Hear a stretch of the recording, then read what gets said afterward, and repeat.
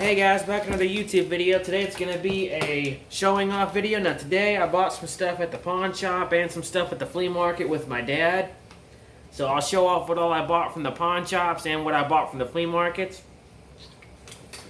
So I guess first things I'll show off is the stuff I bought at the pawn shop. So normally I don't buy this stuff from there, but they sold it to me so cheap I figured I would take it. First thing I picked up was this old box cutter. Y'all know I like to collect these. Most likely this is probably an old Stanley one, but it'll clean up real nice once I get done with it. Very unique looking handle, don't see that too much. Next is I love buying these. These are old wooden handled screwdrivers. This one is made by Stanley, and the wood handle itself is in perfect shape. It doesn't really need to be cleaned, but the shaft and the coupling on the other hand, they need to be majorly hand sanded and all cleaned up. This one's even got a patent number on it. So that one I'm going to keep and reuse because I love using these screwdrivers. Next is an old flathead made by Great NE, however old that is. Again, this wooden handle is going to need to be replaced. It's going to need to be... No, it's not actually. It needs to be hand sanded a little bit, and then the metal cup on the back needs to be clean, and then the shaft and the coupling needs to be clean as well.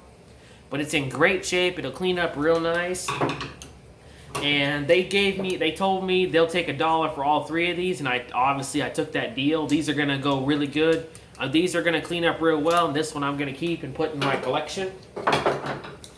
Next, going on to the next pawn shop, I bought this old military knife.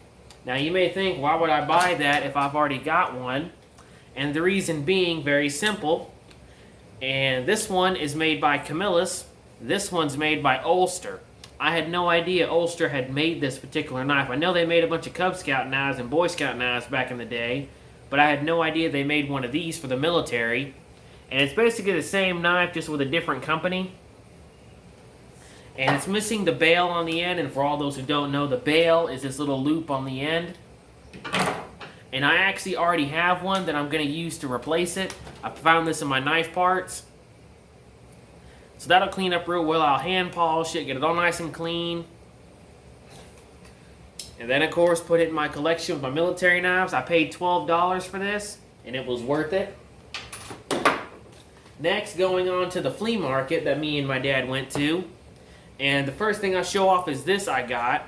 This is a, hold on, I wrote it down. This is a Gerber Venter automatic.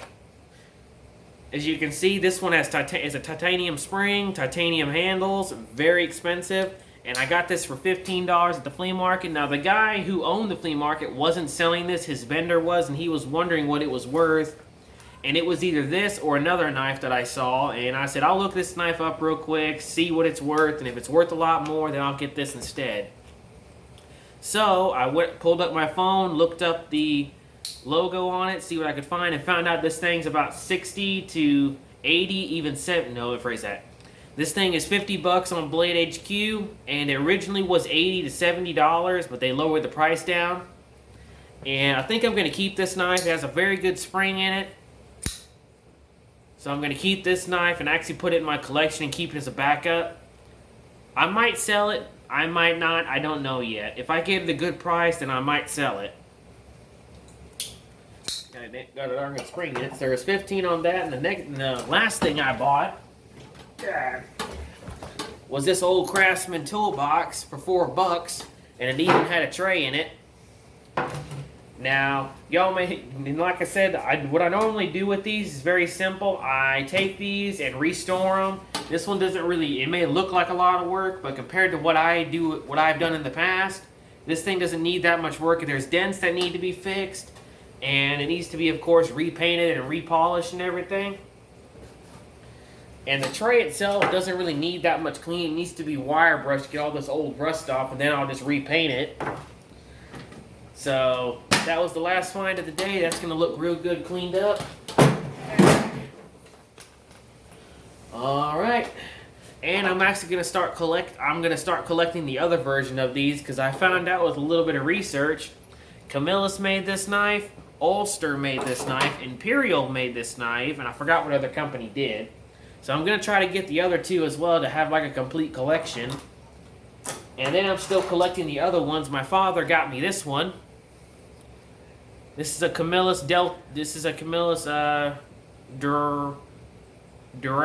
something tool, if I said that right. And then this is the mini Barlow version.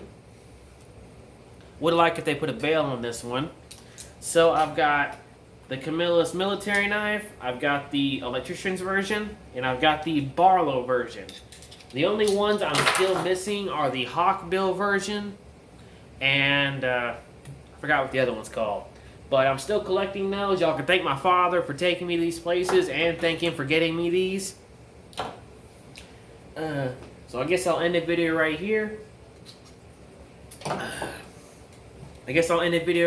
As always, stay sharp.